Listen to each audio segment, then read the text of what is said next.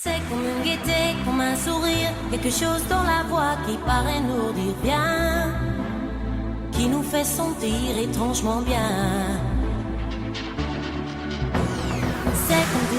Hello, this is Karl-James Langford on channel 01 to 1975, and it's the 25th, no, it's the 26th of November. Had to catch you out there. It's a glorious Wednesday. A bit of everything today, a bit of filming, bit of spiritual, bit of sort of Walking Dead, sorry, put that in there, bit of archaeology for my archaeology students.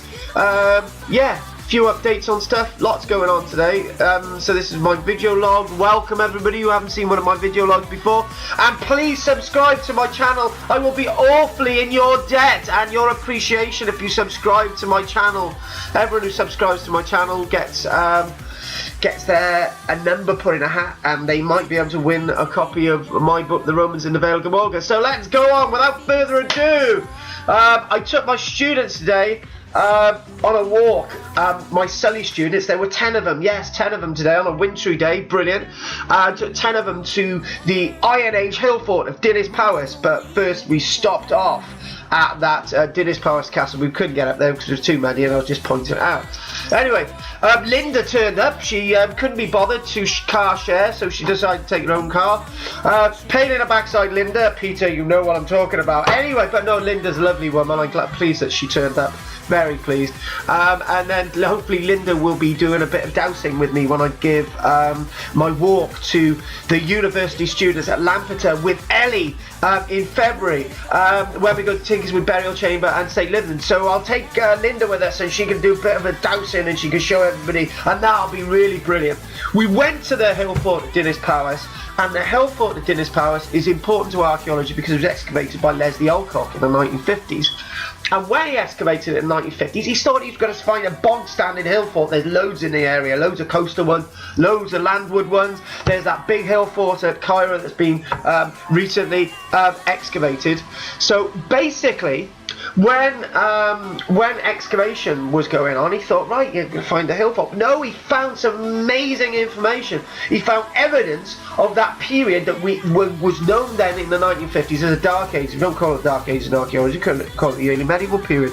When he was excavating away, he found some other trenches, ditches that hadn't been really completed. The fight was refortified immediately to the later part of the Roman period into the 400s, going up to 476, the end of the end of the Roman world in the west, and in the end of Roman Britain, 476, with the end of the reign of Emperor Romulus, and then way into that period, all the way through to the early medieval period, up to 1066, when the site was apparently occupied by Yestin ap Gorgan. Okay, it was apparently defeated or killed at Rabina, I don't know, nobody knows.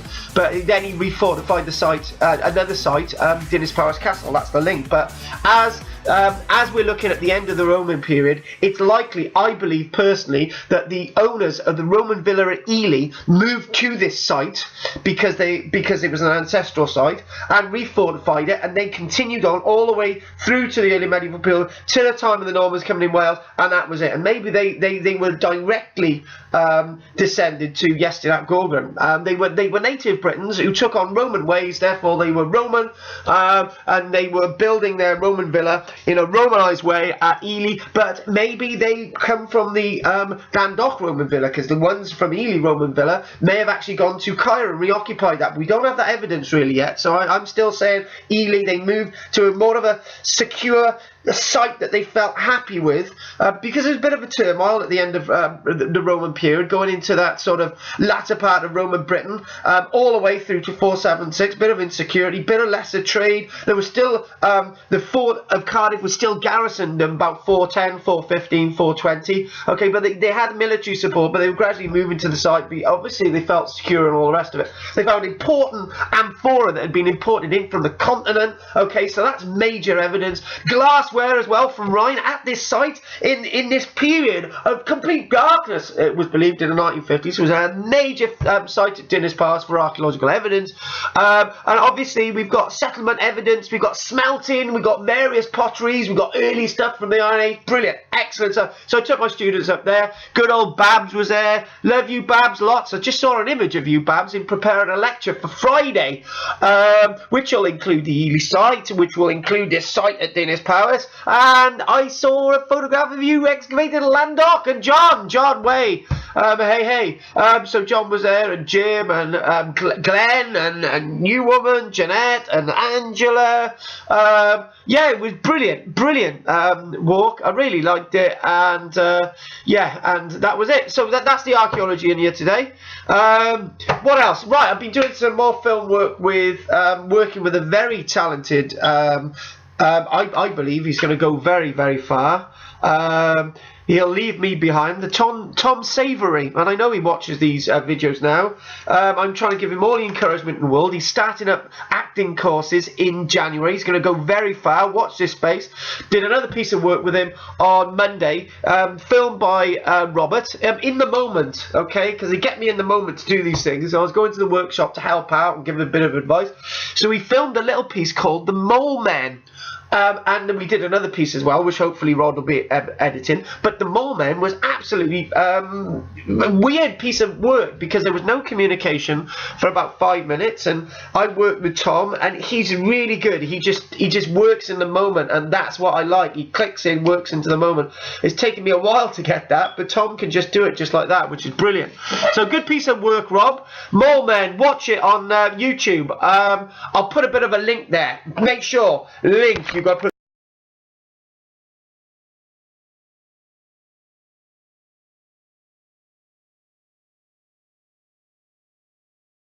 a link in there, Carl.